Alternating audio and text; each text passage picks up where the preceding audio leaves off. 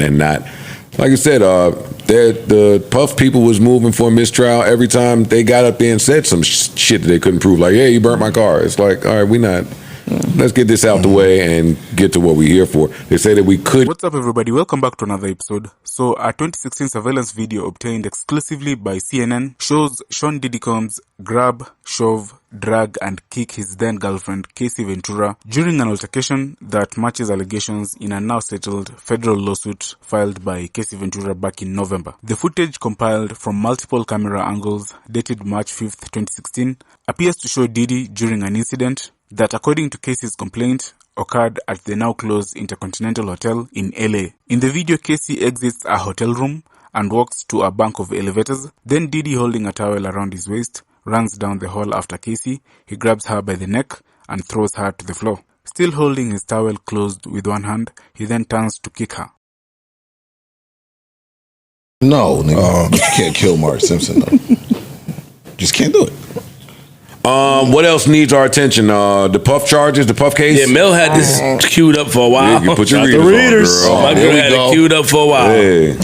Take us out of here, Mel. All right.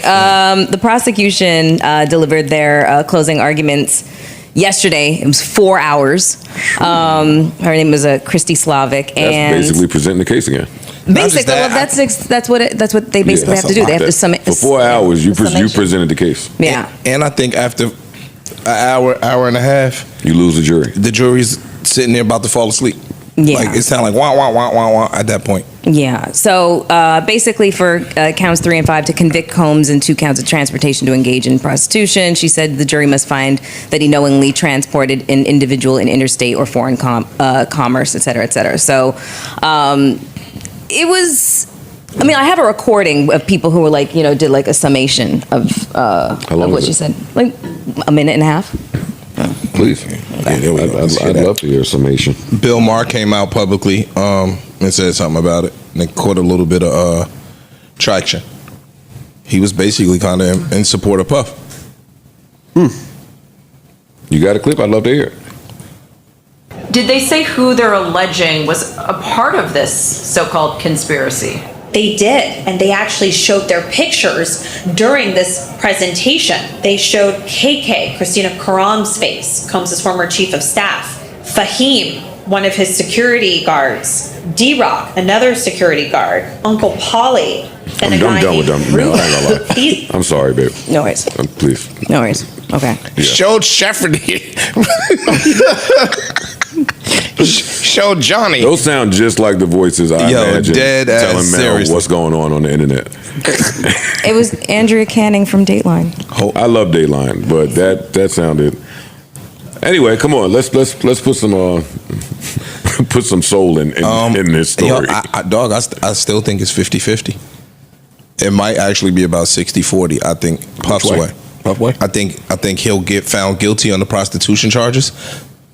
And from my understanding, they allegedly dropped the arson charge and I think the attempted kidnapping charge that were tied into the racketeering shit.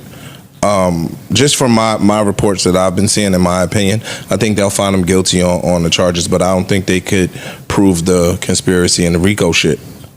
Like, because it's organized crime. That's a hard charge, I think, for them to prove. But I'm not an attorney, so that's just my opinion.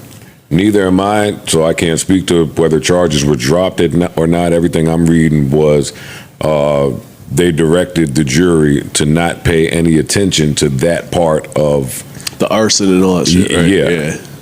And I don't know if that's dropping, but to them, they're simplifying the case for the jury to pay attention to these things that we think we got them on. Gotcha. And not, like I said, the Puff people was moving for a mistrial every time they got up there and said some shit that they couldn't prove. Like, yeah, you burnt my car. It's like, all right, we not.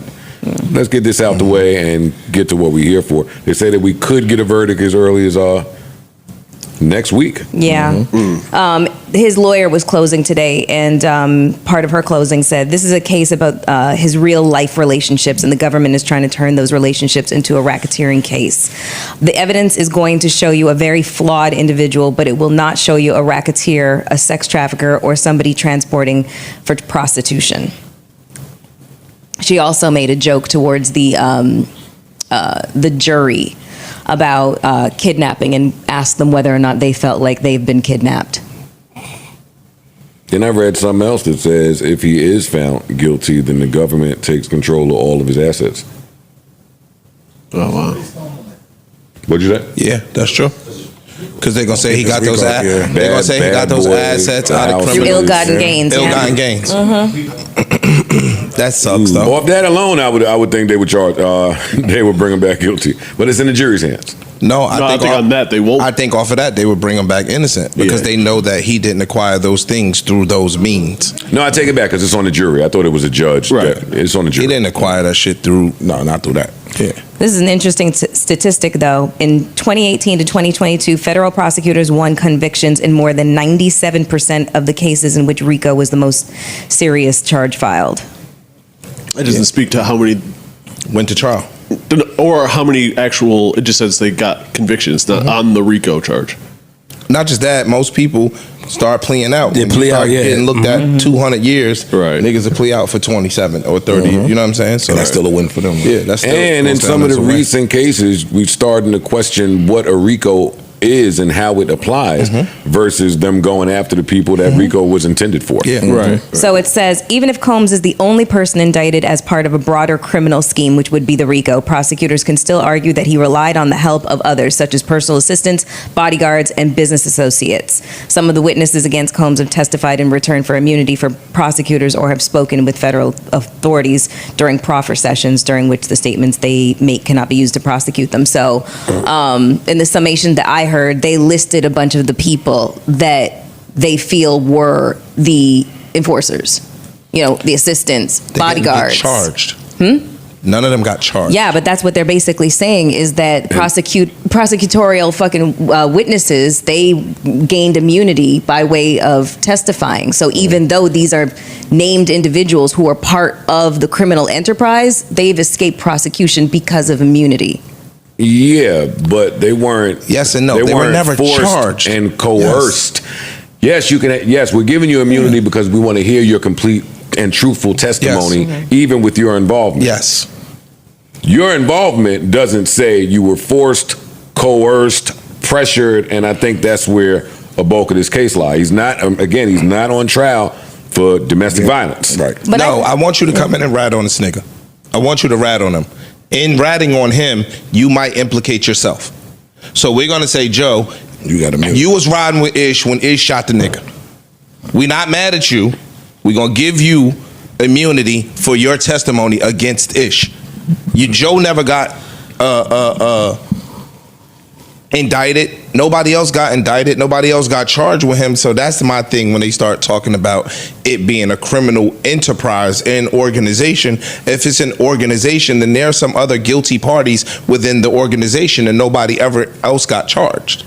That's the part that, again, I'm not. Well, that's the thing about witnesses for the prosecution and them offering immunity. Like they look at that as the lesser of two evils. We don't want you. As the assistant, the bodyguard, we don't want you. You're not the big fucking fish. That's the big fish. That's who we're going after. So if you sit up there and you indicate that your enabling or enforcing was strictly based off of his direction, explicit direction, then that is them making their case. It's not normal. It also sounds like people that never tried to force anybody to do anything before.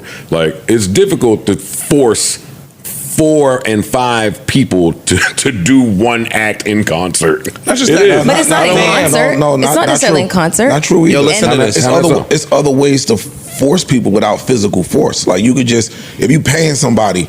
I heard an artist say one time that I'm giving XYZ a certain amount of money, and now I got a problem with you, and I tell them, yo, y'all money cut off as long as my problem's still walking around. Now I didn't force y'all to go do nothing.